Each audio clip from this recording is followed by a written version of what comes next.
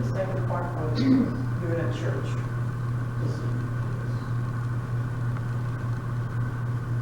So, I'm glad you brought that I up. mean, that's just my own opinion. Everybody has different, resonates differently, and as far as I'm concerned, the first part I liked, and the last part I liked, and the rest of it. And then, so what did I have to do in order to get through it? I just simply I used it as a challenge to go beyond, to strengthen that muscle of concentration and going beyond. Because that's what we have to do in life, right? It's a good practice for going, when things come up in life, you're going to have to deal with storms and annoyances and all kinds of things. So we use it as a challenge. And it's difficult to go take your awareness and go beyond. Like I went beyond into the light. So I used that as a way of transcending. And so that's a good practice whenever we run across things in life that we have to deal with. And Stella, the other thing I wanted to say is when you say, I hope you don't take it personally, that is like, what? It's like I do not relate to that. I simply do not relate to personhood. To what? Personhood. Person. Being a person. Like I would get offended. Just so you have some idea that it's Well, I thought that's where you were coming from when you approached me about the class. it's not a person. Or canceling it to just Sunday. And I thought, well, maybe, if people don't show up, it's affecting you. Well, Because in you're a the sense, person in control. yes, but God's in control. Right. Actually. And like I said, what is disturbing is that you have this loving teaching, this great teaching that you don't come across very often, non-dual teaching, and you feel like it's not appreciated by the world because there's just a couple of people here, so it's not personal.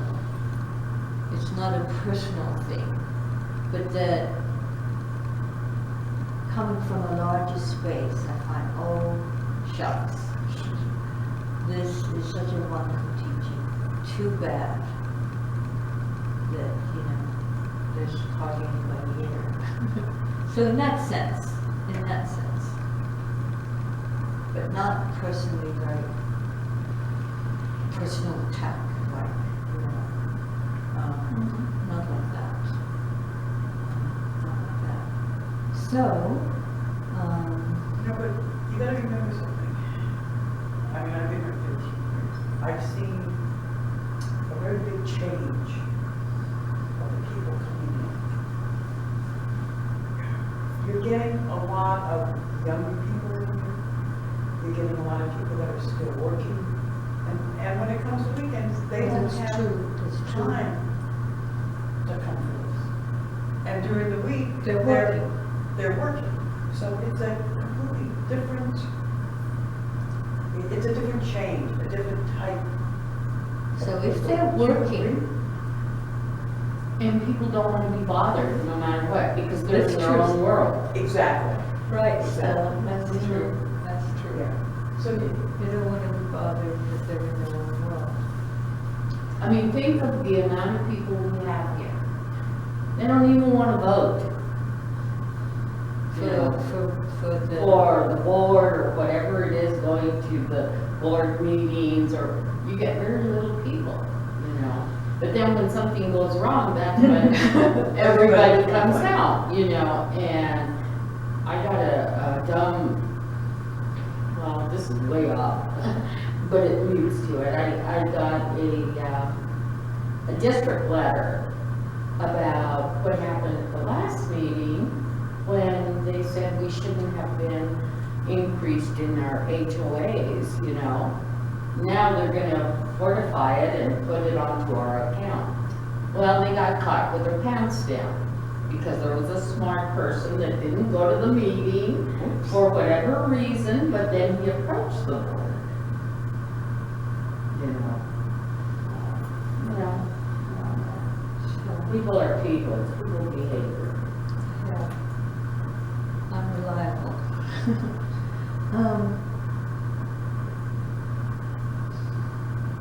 So let's play Muji, and somewhere in the middle of it, he's going to start doing. There's this woman that comes up and says, "I have these wonderful experiences and about dissolution, about not being here," or something. I forget what it was.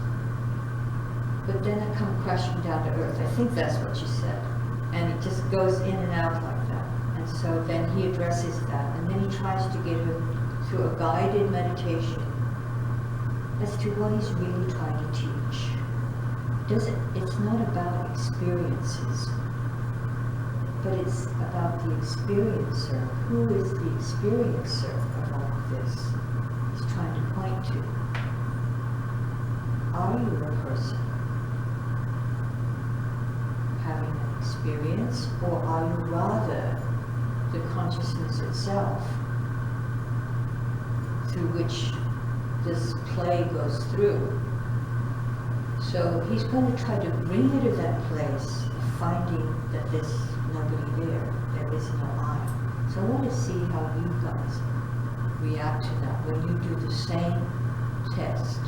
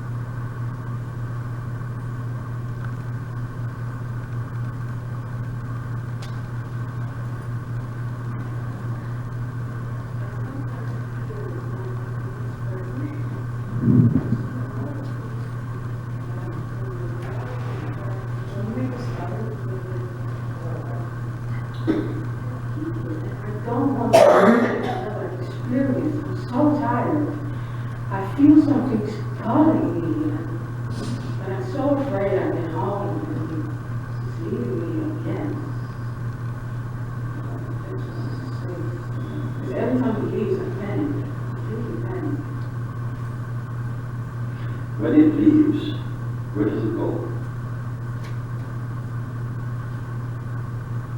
Or where did it come from in the first place? Well, a lot of things, I think that this heart is open, just happens. That's how, why they don't yoga, but it just suddenly happened. Now If the heart opens that was previously closed, it's possible that something may cause it to be closed again. It's like it's not its natural thing to be unchanging. It opened or it closed. So, but that's an action that you cannot totally rely on, you see. After that, I did inquiry, and the things I saw really strange things. I'm ashamed to say it, but I think I have to say it because it had so much impact on me. I saw myself getting bigger and bigger and feeling so much love, even like I'm the universe and these things. But then I get smashed out, but it doesn't leave me alone anymore. It's the only thing that keeps me, that's interesting to me anymore. But what is this? And is it, I want to go back there. It will still just be an effect of or in consciousness. If there's it and you, meaning that it is still only an experience. And it will feel differently in different days or different moments. So it you cannot use to say that is it. That is the pure state. Because you still retain an identity as the one who is experiencing it. Which is greater, you or the experience that comes and goes? I don't want another experience. No, I don't want this. That's my problem. Yeah. I'm tired of it, all these beautiful experiences. Okay, so let's leave all the experiences aside just for a moment. Let's not talk about that. Because you don't talk about it. Okay? Okay. So now just you. Okay. What is here as you? Without experience, Yeah. who are you? Now. Yeah. Not suddenly. No, okay, but I'm so nervous now. It's really hard to. So nervousness also something that comes and also will go. What about if you don't tie yourself to any state or any condition which comes and goes because it's not reliable? On Wednesday you will write, I'm a very steady person. You apply for the job. I'm a very steady person. I'm very reliable. On Thursday they call you for the interview and you're nervous and they say, but you said we're steady. He said, yes, but that was Tuesday. So your feelings are like that. They are not reliable. They will not stay with you. And they will collapse under stress. They will not be with you. Only that which is unchanging will be ever present here. So what to do? Well, you may find out who is the one who is asking this question. A bit of a tricky thing, but if you catch this, a lot of things are going to fall away from you, unpleasant things. At present, you are asking, even from the state where you're asking, that state is not stable. So even if a good, stable answer is given to you, you cannot retain it. Because the one you are functioning as and taking yourself to be at the moment, that is unstable. There's a deeper space in each one, in everyone, that is not fluctuating. Other things might be fluctuating. Your mood, your blood pressure, your head, your thoughts, all of that might be coming and going. But it is not coming and going. And it cannot be that where my attention goes, that it's about that. That's how it feels. Because when I No, because it itself is not attention. It's subtler than attention. It is aware of attention. Normally, attention is one of your very powerful tools, because wherever attention goes, whatever it touches, you're saying, that's my experience. It's very intimate. So even when the attention goes to the right or to the left, and if it's moving about, you say, I am restless. If it goes to the left, you say, oh yes, I'm going over there to the left. So you even christen it with your most intimate sense of self. You call it I. But even the attention is perceivable, because you're able to say, I am not able to keep my attention on this thing. So something is aware of the attention drifting, you see, or my attention is not stable. What is that is aware of attention? It's more subtle than attention. Attention does not define it or even describe it. Attention is a function arising in it.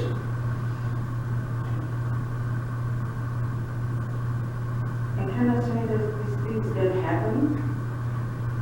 really happen? I mean, they understand, it feels like I want to go, of course I want to go back to feeling. This I, you're not answering my question. Who is this I? Why should anyone take your I to be serious when you are not stable as I? You say one thing now, and in a short time your mood change, and you're speaking a different way. What is going to be reliable about this I? It is not as yet trustworthy. It is not stable. It is not firm. It fluctuates like your mood. But you identify with this. Who are you who are identifying with this position which you're presenting as yourself? I wonder if you follow me. It feels very comfortable to be speaking from this place because you've done it before. You have combined yourself with your moods and feelings and thoughts which are not stable. So you've come into a very unstable identity, you see, and you're referring and relating to that identity as yourself, and I'm not accepting that. That is not the self that I'm here to talk to. Because one day you'll be saying, hallelujah, and the next day you'll be saying, oh my God, you know, it's not stable. So this is a very, very important place to be right now. If you want to learn about you, where is your most truthful place? If you locate yourself merely in the realm of moods, you're not going very far. You're nowhere near your true state yet. You're still in the realm of fluctuation, like this, like that, like this, like that, unstable. That's not a blame. It is inevitable that it will feel like that because you are identifying with phenomenality, you're identifying with things which come and go.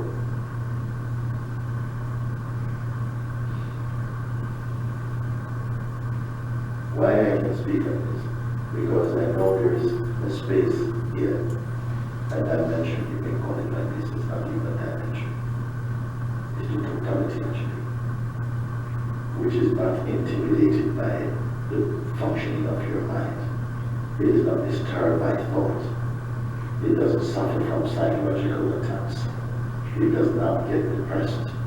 It does not want anything. It is not lacking anything. We are inescapably that, choicelessly that, unavoidably that, and yet at the same time, we are not aware of it.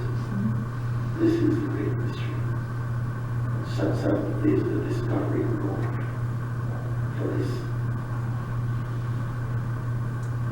So you want that. So I am myself interviewing you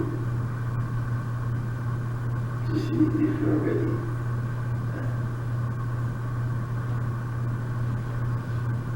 I'm ready. I more feel like I'm sitting down again and just wait a few days and just listen again. Even as you speak, your words are not true.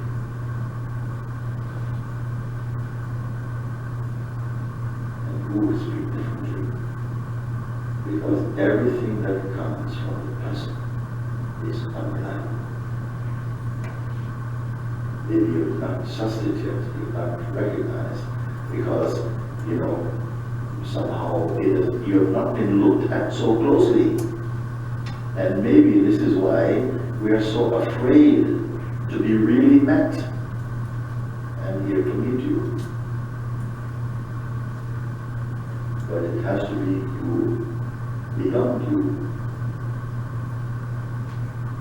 Because at the level that you have been living and engaging with life and interacting and so on, it is not yet coming from the deep truth of yourself.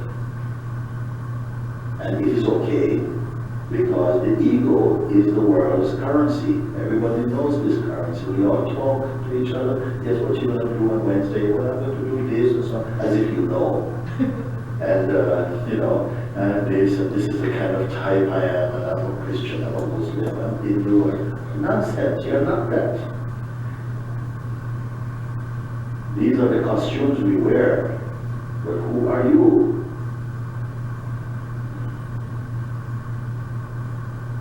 So of course it's going to feel uncomfortable. Because nobody asked you this. Your parents have never asked you that. You go for your job, nobody asks you your intended boss or something, whatever you are applying for. He's not going to say, well, okay, to tell me something about yourself.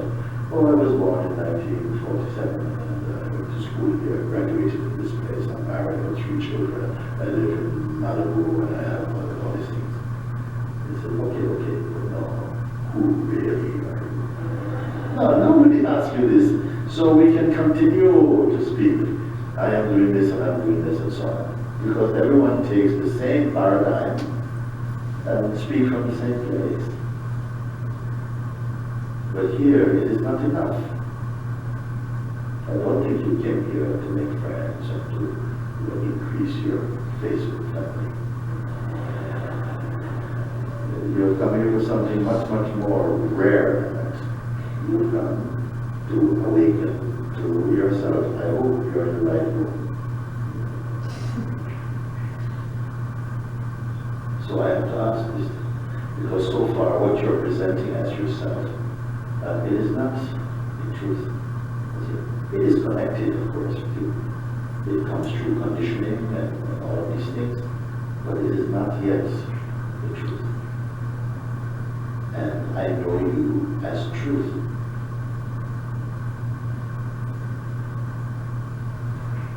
I'm not speaking to you as a person. I'm not referring to you as a person.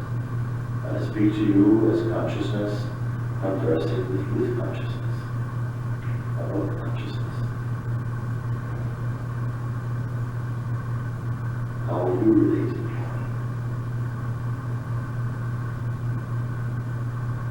I feel like this, and I feel like that. The feelings are not anything so special. They are truths. It might be true that you feel like this, but it's not a truth.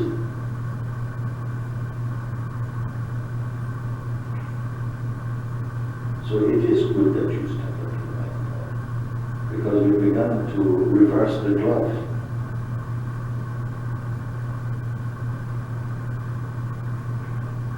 As it were, reversing the glove. What does it mean? Look from inside out, not from outside in.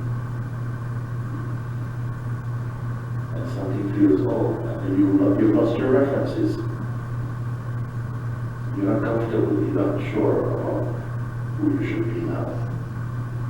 I'm not asking you to pick up a new identity either.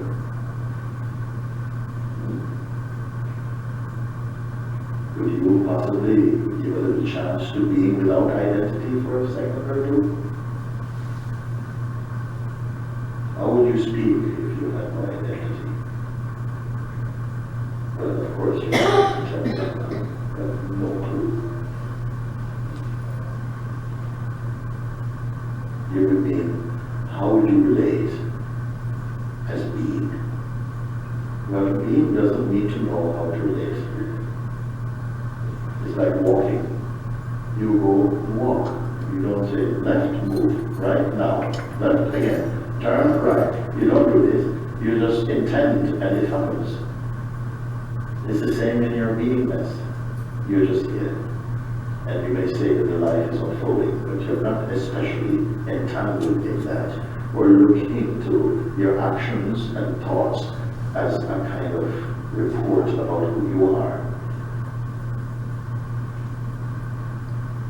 Now, are you up for this? You see? Yeah, you have to be up for it. Otherwise, what? You've come here to just learn a few tricks or to learn something. I don't come here to teach anything.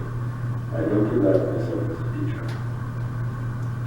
I'm only inviting you up to something and show you that tremendous grace is with you to complete your seeing. And if you feel deeply confused, it might be one great step towards your own awakening.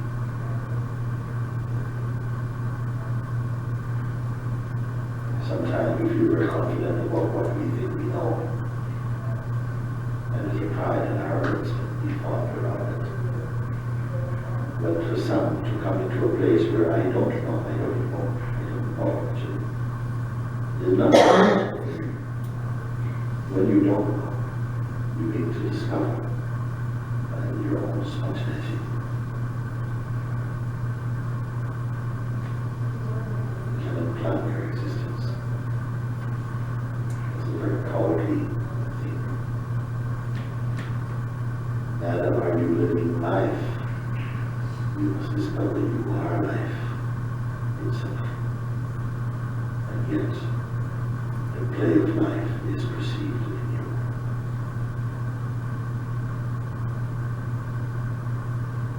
So where do we go from now? I feel like I'm doing everything wrong. Now I don't know what to do anymore because I thought I'd do my meditation. I'm doing karma. You are who? You are who is doing all these things? You are who exactly?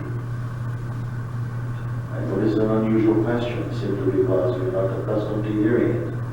But I want to know, who are you precisely who are doing all these things? The doer of all these things is who? Is it the Lord Himself?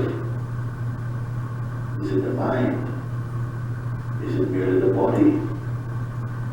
Is it a blend of mind and body? Who is doing these things? And who or what is aware of the energy and the intention to do these things? Don't be frustrated. That's not my question. But it needs to be asked. Otherwise, you are moving blindly, imagining that you are doing all these things, knowing all these things, when in fact you don't know anything at all. You just have an idea of knowing something.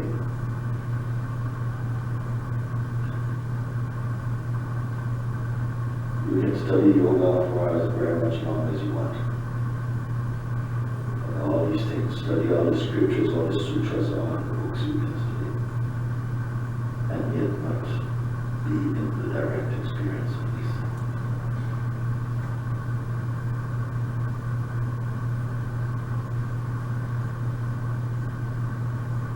For one, leave everything you believe about yourself aside. Just one moment.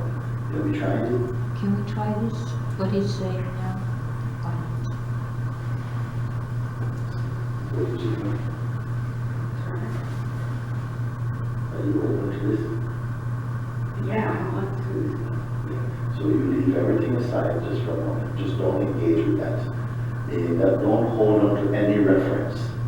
Don't hold on to any reference like, okay, at least I know I am this and I'm that, and then I go to do this and that, and I've done this and that. So don't hold on to anything at all. Leave your mind completely empty of all intentions, of all aspirations, even to be awakened. Just leave everything, be completely empty of all efforts for a moment. Get back to ground zero.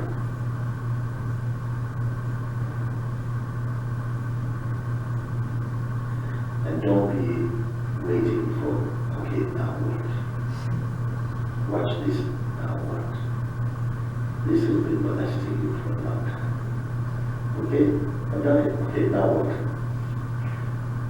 For this next experience, what is my next phase? So watch this, now what? And don't touch it. And so don't touch any name. Even your agenda, I'm a woman, I'm so many years old, I studied this, I'm a mother. Leave all your labels aside. No labels, no tags.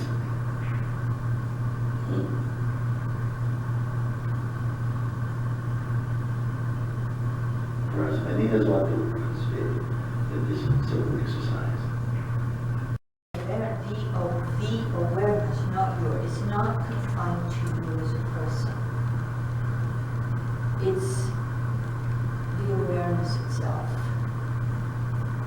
We use the word consciousness a lot, so I'm going to drop the word consciousness, because maybe you can hear it and don't hear it anymore. Now I can hear it over and over again. It points you to awareness itself, to the intelligence that's looking through your eyes, that is just simply without thought, that is spontaneous without thought. All of us are not people. We're not persons. We're not people. That's the truth. Because look, you can just talk, and it comes out, and it's not coming from the mind. It's so direct. Now, this, we didn't happen overnight, and I never practiced this kind of thing, but I'm remaining open that it could work for you in a situation, and to be honest, that's where I'd go to without being told in more recent years when I was up against it. I would just hold on there. Hold on. Don't go. Just be aware, without thought, without judgment, without anything. Just the awareness. Just the awareness. And that's where I found that there was peace. Exactly in that place where you're not going anywhere. You're not going for it. No matter if it's in your face. You're not going for it. And the value you have in a teacher that's gone through this kind of stuff and wasn't born 17 years old and enlightened already, like Ramana, or Master Nomi for that matter, is that I've gone through years and had to go through what it would take to remain still and not jump. And that's what I automatically found myself doing, even without being told, but in more later years, where things haven't worked out. You know, we're always strategizing. Gee, this is what I'm going to do next time this happens. Maybe we should do this. Maybe this would work. And your mind is going around like this, trying to find an answer to how you're going to be able to deal with this.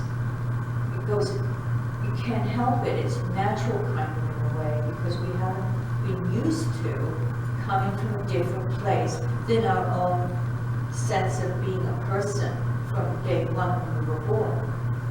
And the parents compounded that in us when we were little. Oh, little thing, you wonderful little creature, you. And we miss this, we miss what we really are, which is a vast awareness. Why not be that? You know, when we are that. It's hard because we've been doing it all our life. We have been identified with somebody, we see somebody over there, and that's what we are. We're visits. I'm here, you are there, we can see with our eyes, with our hearing. That's not it. We are vaster than we think. Really vaster than we think. We're the very essence of God. We are God. We are what we can, I use the word intelligence, without boundaries, without a reference point. No reference point. That came to me many times over the years, that I'd be somewhere after retreat, most likely after a retreat, where it suddenly realized there was just awareness, but there was no me being aware. There was just awareness. And now it's wonderful to have this experience as an experience, but that experience didn't really help me, even though I could see that I was just without a reference point in this particular experience and in that particular experience. So what really helped is when we come up against it in life. And what really helped more than anything was what he said, which was tremendous grace. We have to recognize the fact that there is tremendous grace. Without that, nothing could be achieved. Without being God or being grace, which we are, without that actually existing, there's no way we could dissolve the ego self. The ego does not dissolve the ego. Your true being dissolves the ego.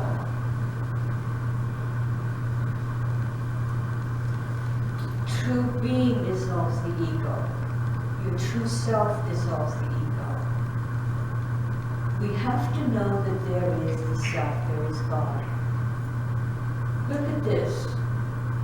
Vasu says, I don't think, I'm going like, I don't know if I should do Wednesdays anymore.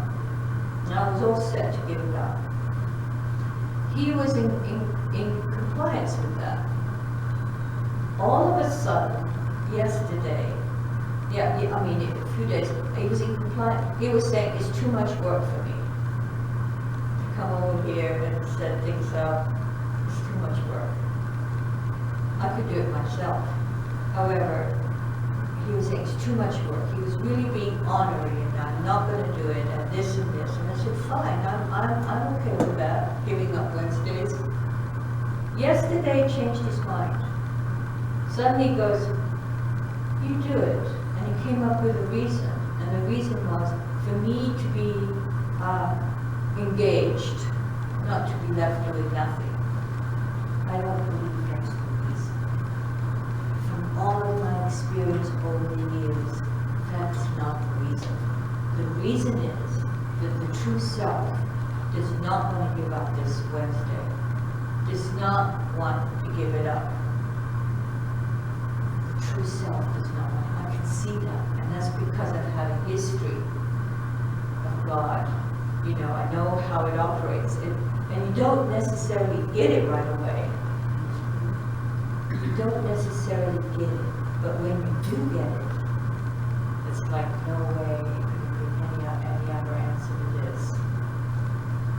You recognize it as being the truth. And where did that come from? You know, it's a mystery. It's a mystery. But we were both set to give it up. And then,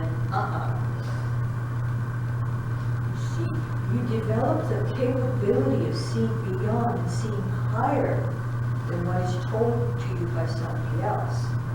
And what yourself was all set to do, and then along comes this voice, by God, through this puppet, a husband, who says, I think you should do it. And I said, but why? Yesterday you were all so sure about not doing it, that we wouldn't do it. And it was too much work for you, and all this. And he goes, you should have stuff to do. No, it's not that I have to have stuff to do. It's because he is affected by the Spirit like every one of us is. He's very much connected in his way to the truth. And I'm able to see, what is being indicated here. It's kind of like an omen. Forget omens. I can tell when something's coming. So this is what I want for all of you to get. That you're not just the tip of the iceberg. You are the entire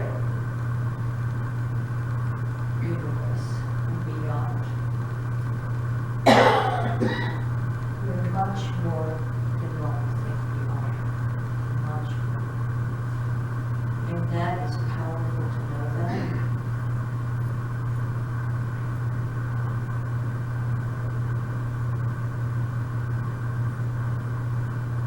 Can you see how hard it was for that lady to get what he's indicating? But do you see what he's indicating? Are you seeing what he's indicating and how difficult it is? And she's going, I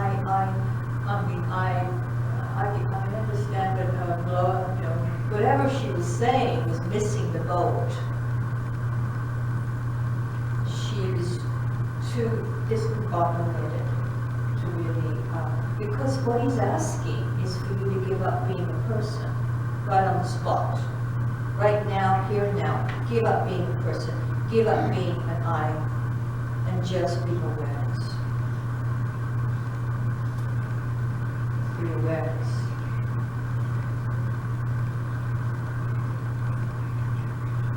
If you're asked that question, you don't have to answer it any other way other than I am self.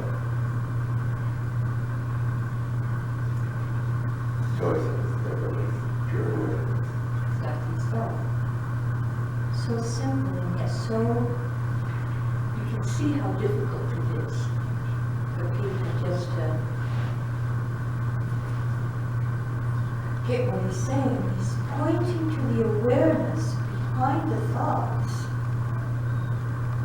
So even when he was saying, your attention is on it, she was saying, my attention is over here, over there. And he says, but who is aware of the attention moving over there?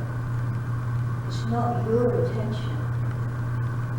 It's the awareness that's upstream of the attention that's moving here and there. The awareness doesn't move. It just is. And we are that awareness. Simple. Simple enough to understand. But I think the more we can practice that without allowing the egoic self, the sense of ego self, to get entangled, not letting it live, as it were, not letting it rise up and live and go.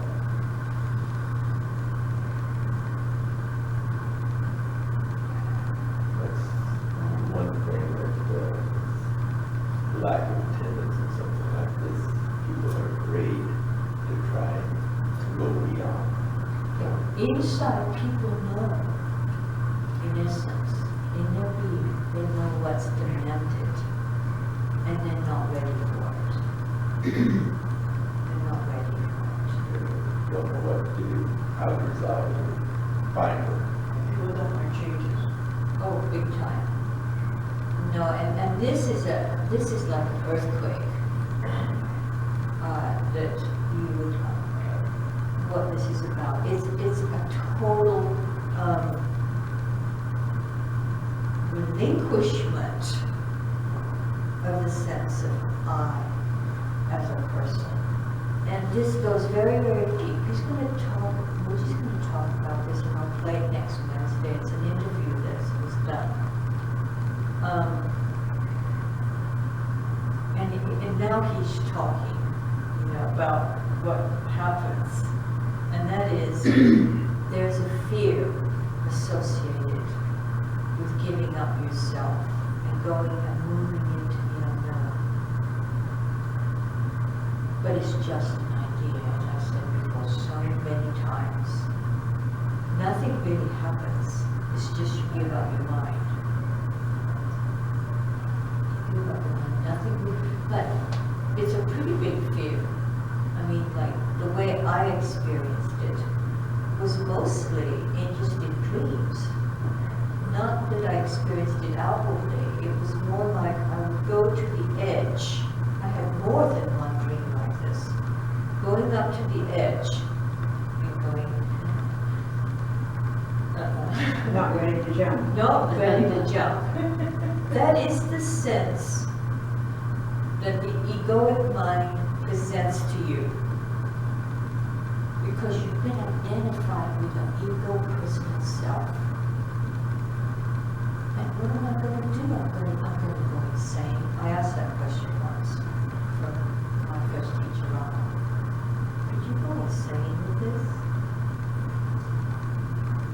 if you're fluid, don't hang on, and you have the grace of the self to back you up. There's nothing to fear. But if you hang on for dear life, I don't know. But here's what I want to say. You can be afraid, and in dreams, you can go up to the edge. And having practiced that, one day you just step off. Just one day you just step off. So for example, that day that I actually, in the waking dream, I had the experience, gee, if I do this and write to my master that it's over, the wrath of God will descend on me. The wrath of God. I don't know if others have this sense, but only I had this sense. It was just a sense of wrath of God descend. And then you have, over the years, you have adjusted and let go, until you finally say, okay, so what? What if the wrath of God descends on me? So having given up that one last fear, practically, then you just find yourself stepping on the edge. Or this is not in this tape, but the one that Nomi talked with people, and he said, if I were with them when they're going through a moment like this, I could just poo-poo it, essentially. Take the sting out of that sense of fear. There's something terrible is going to happen. And now I'm telling you this. There's nothing to fear because I've gone through it, and I know it was just in the mind, and the mind's attachment to being somebody, the mind's belief that there's somebody, and they sense that something awful's going to happen here. But nothing is, because it's not true. It's not true that you are a person. And once you cross the line, you go, gee, what was I so afraid about? There's nothing there. It's like a bogeyman. It's like the bogeyman in Carlos Castaneda. Remember Carlos Castaneda and Don Juan? Don Juan's teacher was a master magician. He could create entities, ghosts, one fish-like monster that he manufactured for his disciple. And this disciple, Don Juan, got freaked out and scared. This fish-like monster was coming after him and was going to get him and devour him. And it would do that. It would come crushing through the house, and you could see it. That's how powerful these teachers can be. They scare you living daylights out of you. So and so in the meantime, he's going through changes with the group in that place he was in Mexico. One fine day then, because stuff is going on underneath for all of us here. One fine day, the fish monster walked in, and he Don Juan just suddenly went, wait a minute, and he goes after it. He turned around and went after the fish monster and chased him all across the hills and the dales all over the place. Then he came back and he was pissed off at the teacher. He said, you did this to me. Instead of honoring the teacher for scaring you half to death and relieving him of so much of ego, not to be afraid. In one crushing blow, all his fear went for anything. It was all like dominoes, all goes away. He comes back and he tells the teacher, you're whatever, I forgot what all he called the teacher. I'm going to get out of this place. I'm not coming back. So there's still ego left in Don Juan. So he left the place, stories in those books. I can bring them here if you want, but they're great stories. I love those books. All the customary books. Journey to Islam, Tales of Power. Anyway. That's the lesson on Wednesday, so I can watch it and I pick up my. Oh, sure. Let's see what I'm going to play. I hope it's here.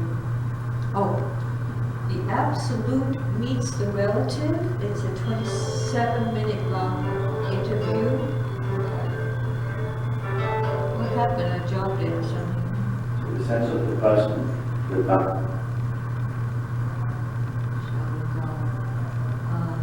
It's an interview. It's called The Absolute Meets the Relative. And then I wrote down here that there's a moment where he talks about the fear that comes up at the moment of dissolution of the ego self.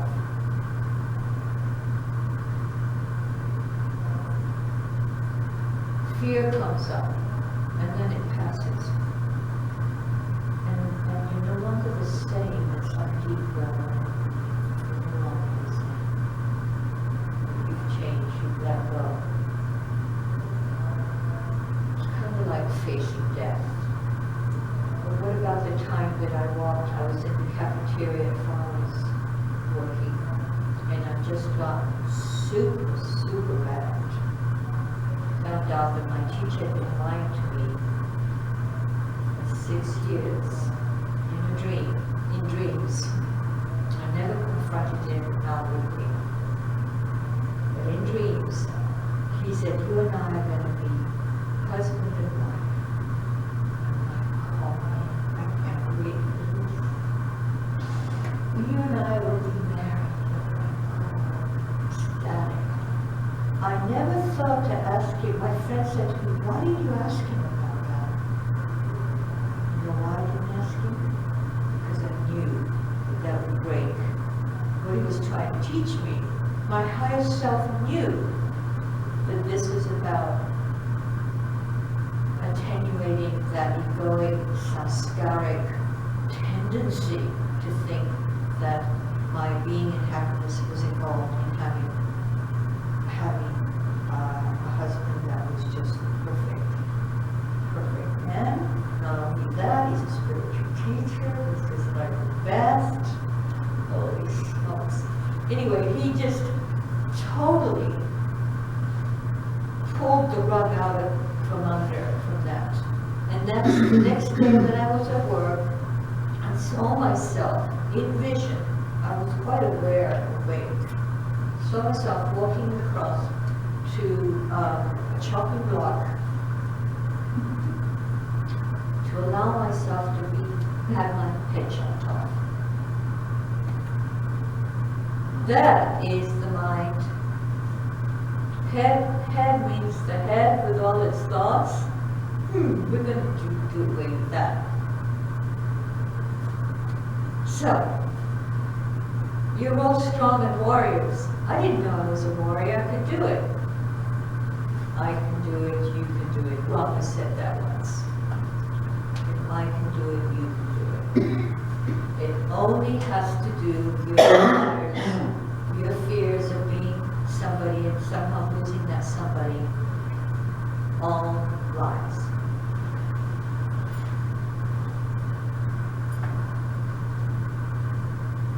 All lies. Thank you all.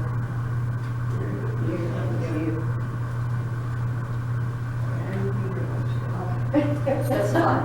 I'll be here Wednesday. I'll be there. And Stella will be here, and Cecil will be here. And if there's nobody here, I'll just sit here and have my own thoughts. Never. When you were talking about not being here on Wednesday, I thought, I'll come up and sit here in this room. Really? You thought that? Holy smokes, Stella. And you heard what Stella said, right? Stella said that she loved coming twice a week. She wanted it, she needed it. It's good for me. So there, that's all I need.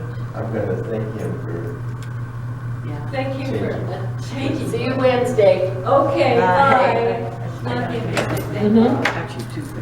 Thank God. How did it, has anything improved for you, or has it Yeah. evolved? Has it erupted?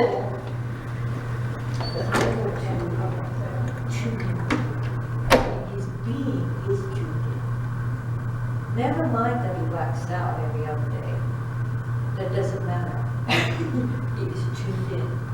I saw it this morning, and his pattern was going to place, Yeah, and I thought, yeah. yeah, it's so easy that I am so, I'm not some weird. It's easy time. I enjoyed the look at the students' faces who got it when they were looking, they were like, really? She just kept talking. Oh, you mean The audience. looking at her Looking like, at her. how come she didn't get it? Well, kind of like they got it, and why is she still talking? Right, right. Well, there are lots of people that don't get it, let me tell you. Bye, Cecil. Bye-bye, good to see you. Thank you. again. Good to see you too. And thank you so much for having it Sunday so I can Oh, participate. yes. Good, thank you.